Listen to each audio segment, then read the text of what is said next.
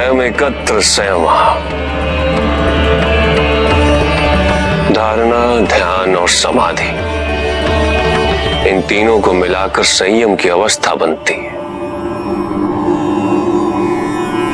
और इन तीनों के द्वारा ही चित्त को वश में किया जा सकता है।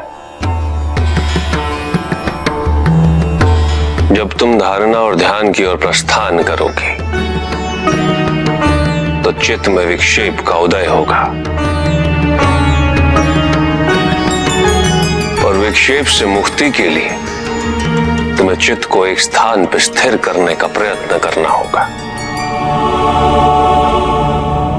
उसके लिए किसी पदार्थ विशेष या देश विशेष पर ध्यान केंद्रित किया जाता है।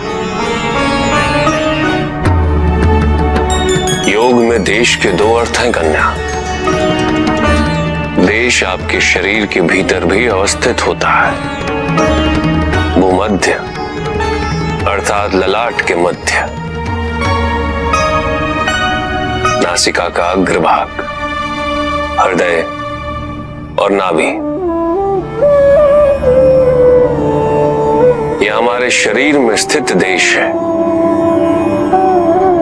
इसके अतिरिक्त गुरु, देवी देवता की मूर्ति, प्रज्वलित दीपशिखा, किसी योगी का शरीर, ओमकार जैसी ध्वनि के आलंबनों को भी योग में देश कहते हैं। चित्त को किसी पदार्थ या देश विशेष में केंद्रित करने की प्रक्रिया धारणा है। क्योंकि तुम जिस पे मन एकाग्र करो, मन उसके गुण और उसका आकार धारण कर लेता है। चित्त यदि अशांत हो, अशुद्ध हो, तो इस प्रक्रिया से उसमें शांति और शुद्धता का भाव स्थापित हो जाता है। यही एक सर्वोत्तम मार्ग है कन्या, चित्त शुद्धि का।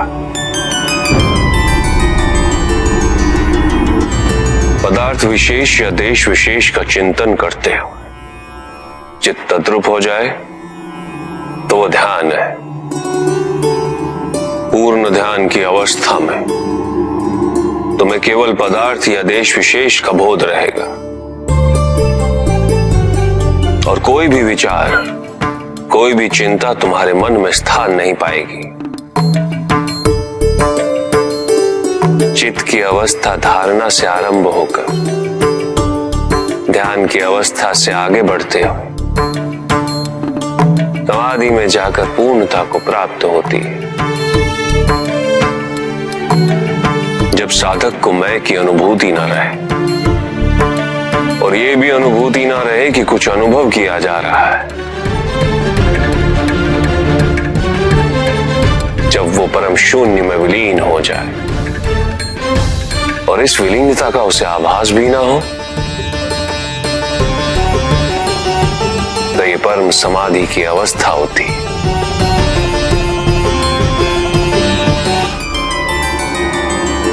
श्वास दर्शन।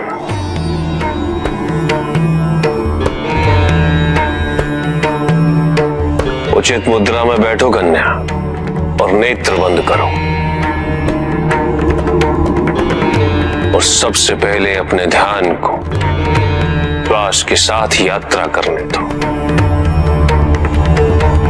श्वास जब तुम्हारी नासिका में प्रवेश करे उसे भूलो मत कन्या, उसके साथ विचरण करो। ये कहां जा रही है, तुम्हें कहां स्पर्श कर रही है।